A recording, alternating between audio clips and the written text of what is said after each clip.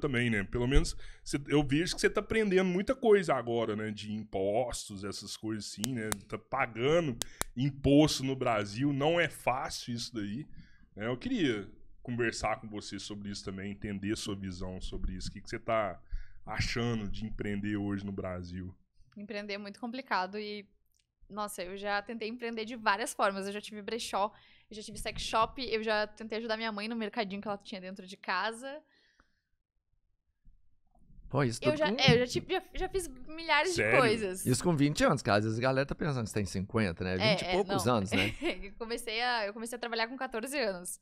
Então, é uma leve jornada aí de empregos diferentes que eu Lá tive. em Porto Alegre, você é de Porto Isso, Alegre, né? Porto Alegre. E você já passou por todos esses setores, assim, mercadinho mesmo? Seu primeiro emprego foi mercadinho? Foi no mercado que tem lá em Porto Alegre, que é bem famoso. Foi de pacotinho, que a gente chama lá, que é empacotar mercadoria, sabe, dos outros. Aham. Foi bem legal, conheci várias pessoas diferentes, conheci gente ricaça, conheci até o pessoal que cuidava desses ricaços lá, então era um bate-papo bem legal. Eu trabalhei lá por 1 ano e meio, quando eu tinha 14 anos até final dos meus 15. Era tipo um jovem aprendiz Isso, hoje, assim. era um jovem aprendiz. Foi uma experiência muito boa pra mim como primeiro emprego. E eu lembro que quando eu saí de lá eu chorava, assim, porque eu amava tanto aquele emprego, só que meu contrato acabou. E aí eu chorava, falava, eu queria tanto trabalhar nesse mercado.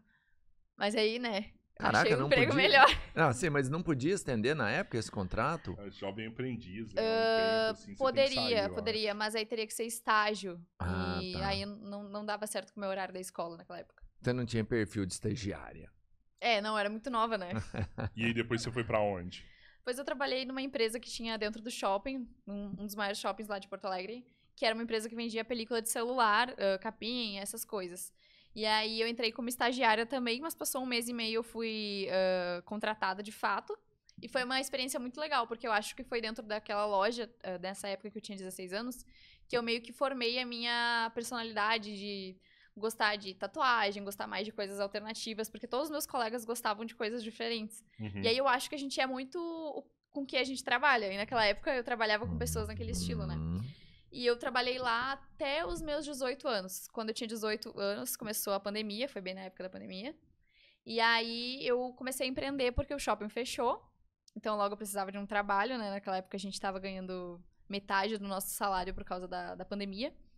E aí eu decidi abrir uma sex shop. Só que uma sex shop diferente do que as que já existiam, que eram sex shops, que é aquela sex shop, tipo, escondida, sabe? Uhum. Que ninguém sabe que existe, que fica no fundo de loja, sei lá, alguma coisa assim. E a maioria das sex shop lá era lojas mais adultas, tipo, focada a público mais velho. Não tinha nenhuma sex shop jovem, tipo, que fosse mais humorada e esse tipo de coisa que eu gostava. Aí a minha era totalmente diferente, eu lembro que uma vez por mês a gente produzia um conteúdo que era bem legal, que se chamava Enem do Sexo, que era basicamente algumas perguntas que a gente fazia pro nosso público no Instagram. Quem respondesse primeiro corretamente ganhava um prêmio da nossa loja.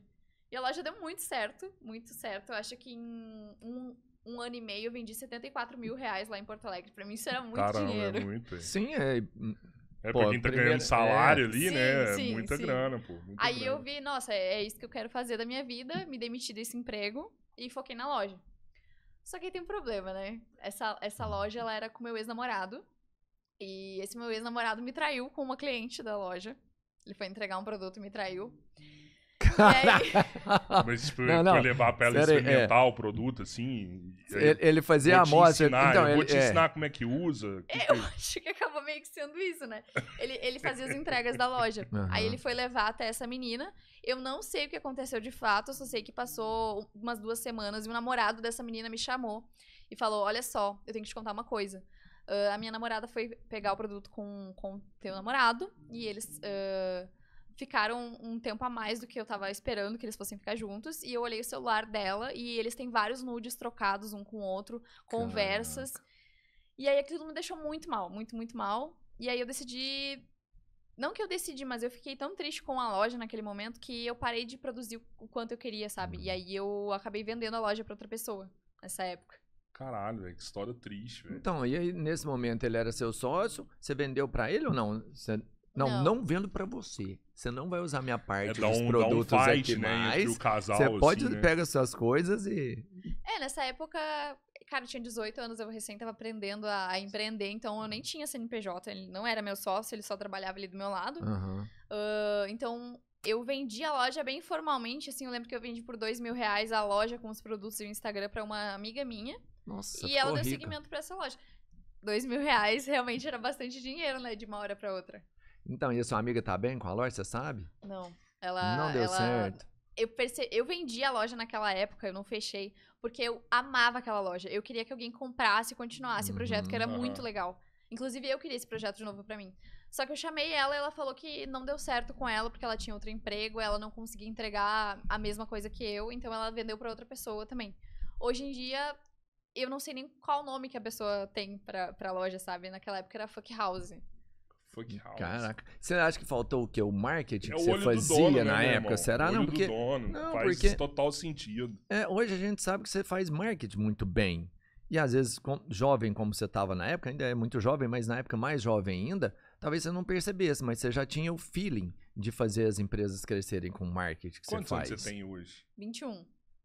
Tem pouco tempo, né? Você ainda é muito jovem. É muito jovem ainda, mas né, há 3 anos. Porque 3 anos de experiência, depois que você entra no mercado, que você começa a apanhar todo dia, você vai aprendendo que, pô, às vezes é um problema pessoal, às vezes é um problema financeiro, às vezes é um outro problema qualquer, mas as empresas são difíceis de crescerem, né? E cada vez que acontece alguma coisa, você aprende com isso, né?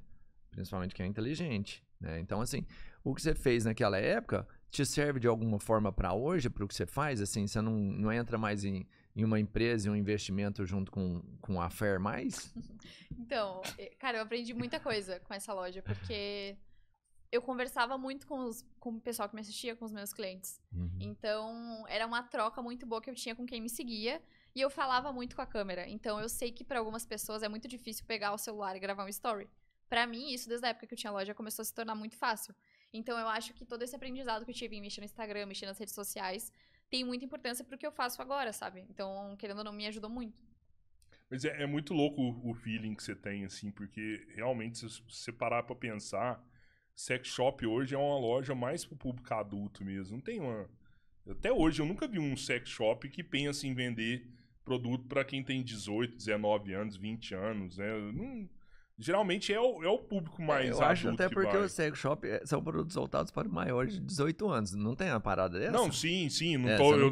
Hora Nenhuma eu citei 16, 17, tá?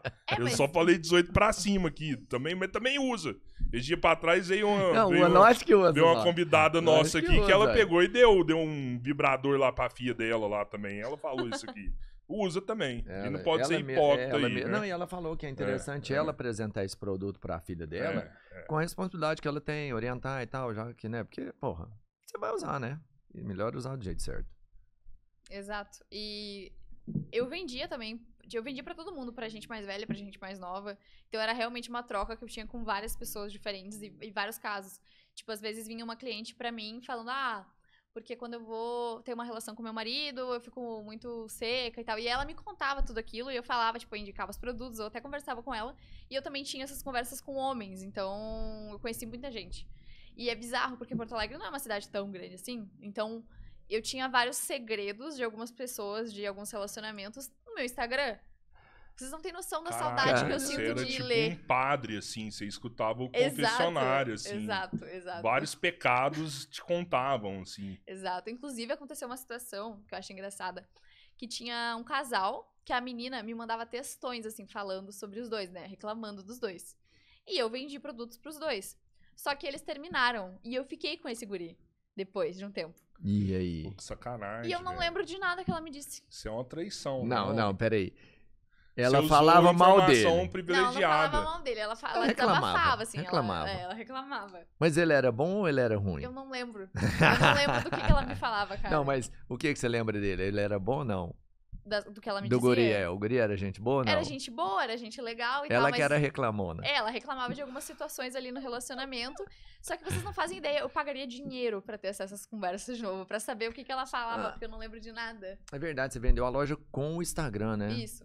Porque você poderia ter ficado com o Instagram. As mensagens eram no Instagram da loja, não era no seu privado. Era no Instagram. Pô, mas o que te impede hoje de ter uma loja dessa? Hoje seria um sucesso maior ainda. O seu nome hoje já valorizaria essa marca. Ó, o fato de ter a sua já tá imagem. prestando atenção nisso daí Não? e as ideias tá rolando, hein? O simples fato de você estar associado hoje, você já é uma marca muito bacana. Né? Principalmente voltado para o mercado do sexo. Eu já tentei começar de novo com outra sex shop. Só que o Instagram mudou muito daquela época. Eu sei que faz 3 anos, mas o Instagram mudou totalmente. Então, naquela época, a loja era diferente, chamava atenção, porque eu ia lá e mostrava os produtos bem na caruda, assim, falava isso aqui faz isso, isso aqui faz aquilo, e falava muito. E hoje em dia, não pode mais fazer isso em nenhuma rede social, não pode fazer isso no TikTok, no Instagram, em rede social nenhuma, não sendo no Twitter. E aí eu vejo que lojas que naquela época eu me inspirava pra caramba, não existem mais, perderam o Instagram, ou postam, a gente não pode mais postar nada no Instagram porque vai cair e a gente tem medo, sabe? E aí isso me deixou tão triste, porque a loja, eu penso em ter uma loja pra ganhar dinheiro, mas também pra me divertir, porque eu amava o que eu vendia, né, naquela época. E aí, pô, se eu não puder fazer o que eu mais gosto, pra mim não faz sentido ter um bagulho só por dinheiro, sabe? Aí, acabou que eu desisti desse plano. O seu rolê nunca foi grana? Não, obviamente sempre envolveu dinheiro, né? Mas eu acho que também é muito sobre fazer o que tu gosta. Porque pra mim não faz sentido eu ter uma loja que só vai ser um site vazio, que eu não vou poder criar conteúdo em cima, porque eu tenho medo que vai cair. Então, você falou assim que pra você, quando você já fazia os vídeos no Instagram, ficar na frente da câmera nunca foi um problema, você tinha essa facilidade. E foi dessa facilidade que depois você migra pro mercado digital, de se mostrar mesmo? Como que acontece de você sair do sex shop, onde você só trabalha e vê a galera, né, se aproveitando do seu conteúdo